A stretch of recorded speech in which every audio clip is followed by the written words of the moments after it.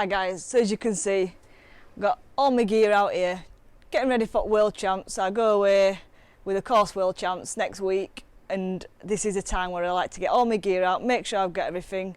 Obviously it's not like just nipping off, we're off all the way over to France, so if I do forget anything, it's tough. So first of all, I'm going to run you through my box. Obviously not much different to what I use back home, there's no point complicating it. I fish every week, so I like them set up exactly the same. Few little differences that I like. Obviously I've got my bowling in arms. It's totally different over there. It won't be surprised if we put in like 20-25 balls in. It's not, it sounds stupid amounts, but it's not. When you're lined up all in a line with these foreign countries, when they give it, you've got to give it as well, otherwise you're sat there waiting for fish and they've drawn them all. So apart from that, my normal setup, you can see I've got one of the hooded side trays. We have been out for a practice already, so I know roughly what we're going to be doing. It's mainly going to be a bloodworm match. There's not going to be many baits on my side tray apart from I'll have a top-up mix, bit of bloodworm, maybe some pinkies, and that's about it. So I have got a bigger side tray as well, but there's no point in taking one because I'm not going to have a load of bait to put on it. And it's important, obviously the hood does a few things. It protects it from the sun. Normally we think rain over here, but over there it'll be sun. You don't want it dying with the heat, and also you'll have a lot of people behind you trying to work out what we're doing. If you're catching fish, there's loads of people there. I've had it before, people have binoculars trying to look. So you can obviously, you can dangle a towel over it, do everything underneath, and it just keeps it a little bit secretive what we are doing. So dead important. I also have, you'll see here, I've got my stopwatch.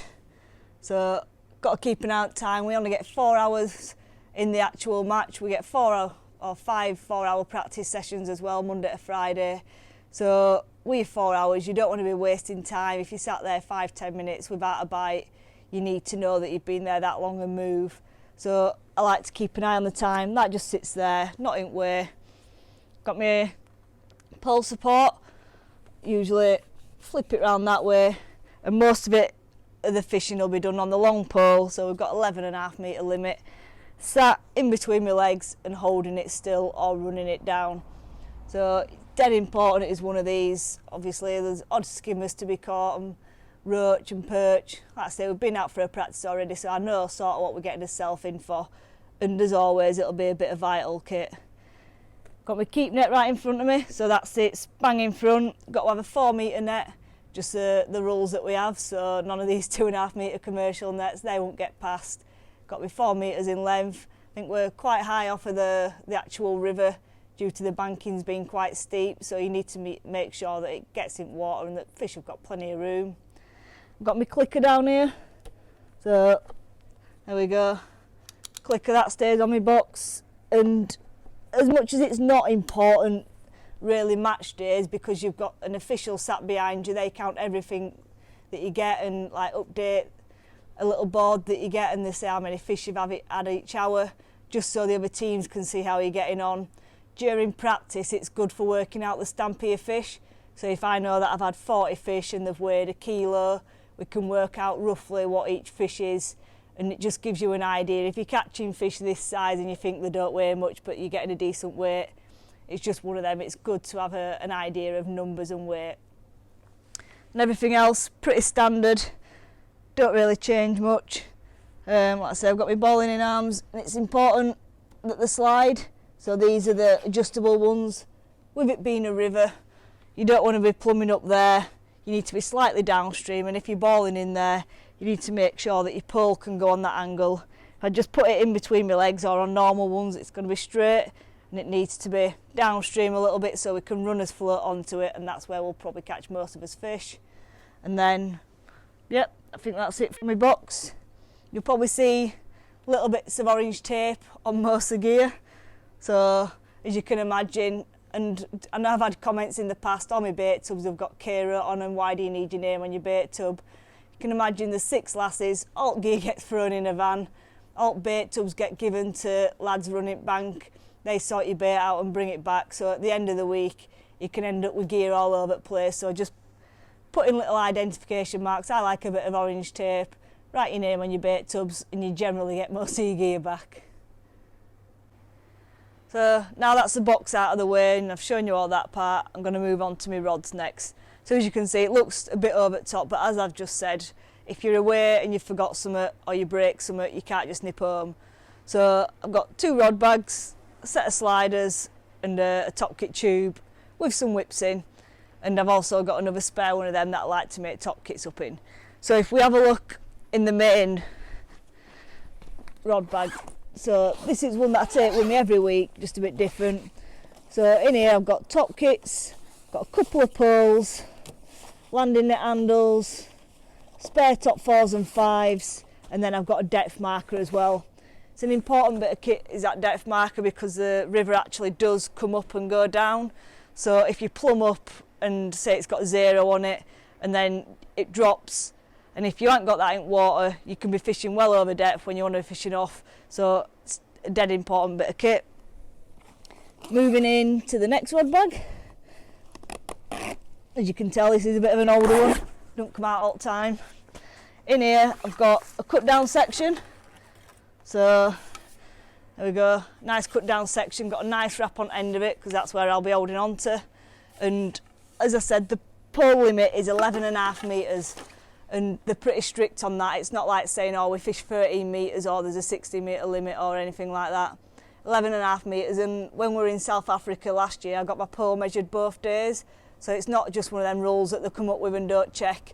I've actually had to lay the pole down and they get 11.5 metre tape measure, and if you're over, you get a yellow card and that goes down against your country's name. So last thing we want is that. So what we do is we all measure as poles, chop the section down, get them wrapped, and then you're fishing legal limit. So I've got 2 of them. Obviously if I break one I need a spare, same as everything else. Got a couple more poles in here. I've got an umbrella, so umbrella's more for the sun than what it is the rain, because I'm English, I fish in rain, don't bother me one little bit, don't really like a brolly, but in some conditions when the sun's red hot you just need a brolly up. I hope that don't come out, and I don't think it will, but it's in there just in case. And then in here I've also got a load of top 6s, so it could be top 5, top 6 deep, and they all sit in here and I've got spares of each section there. So that's all my pole sections there, run through. That's it, not complicated, but they're all in there. Moving on, I've got my sliders. I'm not even going to go into that bag because I hope it don't come out. I don't think they'll come into play. My hard case, so that's got all my whips in it. Same again, don't think they'll have to come out, but you've got to take them with you, because if all other teams start fishing a slider or start fishing whips and ours are at home, they're no good there to us. And then I do have another one of these empty, and what I like to do is, because we use roughly the same rigs for the whole week, what I like to do is already have them on top kits, on a winder, and then literally just shove it onto a top 4 or 5, unwrap the winder and hook it on the bottom, and we're more or less ready to go. And then when I remake the rigs on a night, I'll literally just remake them to the same depth, add a little bit of line on, and they're ready to go again. So it just saves me a bit of time on bank by having the rigs already on top kits. So that's the poles. Moving on next, I've got the body bag. So these big Superior bags, good for carrying all your big bits. If you can imagine all the gear that goes onto vans, last thing you want is loads of little bags, because they could end up getting it given to the wrong person, and if you're in, like say on the weekend match, last thing you want is to realise that your roller or one of your bags is down at someone else's peg. So as you can see, they've all got orange marks on. In here I've got some rollers, spaz bar, my arms if I need to support my side tray. But to be honest, them side trays are pretty good and they don't really need much support, but they're there just in case. I've got a brolly arm in there. In the front, here I've got my couple of long legs. So as I know we've been out before, the banks are quite steep, and if you've only got standard legs at the front, you could be right at your limit or even not have enough. So with these you've just got that extra bit of protection, extra bit of stability when you're standing up, balling in, playing fish, doing whatever you've got to do. I've got a couple of bait brollies in there as well, and then I've got bait brolly arms here. So these are pretty good, they're adjustable, put them wherever I want to go. Just helps protect it from the sun or, like I say, from people watching what we're doing. So that's that bag. I've got this bag here that's just got a few little random bits in it. So for instance, it's where my pole sock is, got some sliders, a few spare floats, a whisk, random bits, bristle grease. My hooks live in here as well. So there you go. Look at that. A thing of beauty. Bit of time and effort's gone into there. All my hooks tied and ready to go. I'll probably top them up on an evening as well, so whatever I use I'll make sure that I've got enough. Last thing you want is not to have enough. They can stay in there. I'll keep bringing them round so Adam don't have to move. My stack. So as you can see, these are the main floats that we will be using. So I have prepared some Kerrys and Powers. So I reckon Powers probably on long line, Kerrys on short line. Could change a little bit. Then we've got some flat floats. So just a few of each made up to start, and then if these one particular size, I'll just make some more of them that we find good. I've got some made here already online without the floats on, so I can just stick a float on and away we go.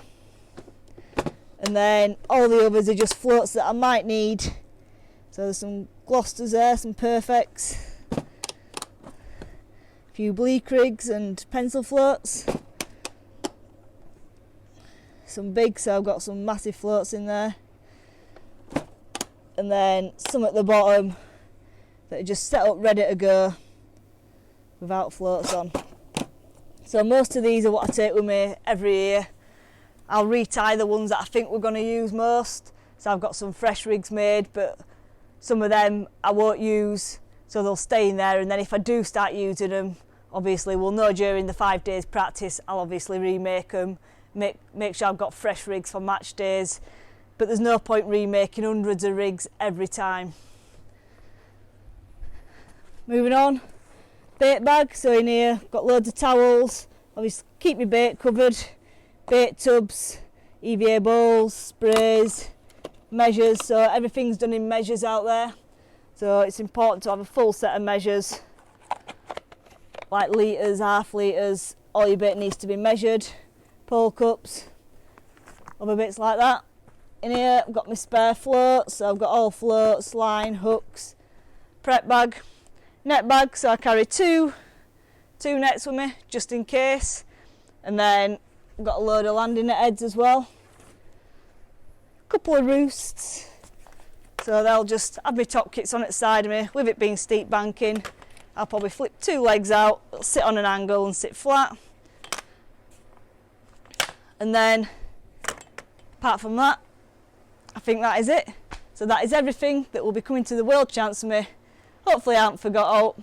I've got a little list that I go through and tick it all off. And once I get back, this will probably be out when I get back, but then I'll do a roundup, let you know how I all get on, and hopefully bring home the gold.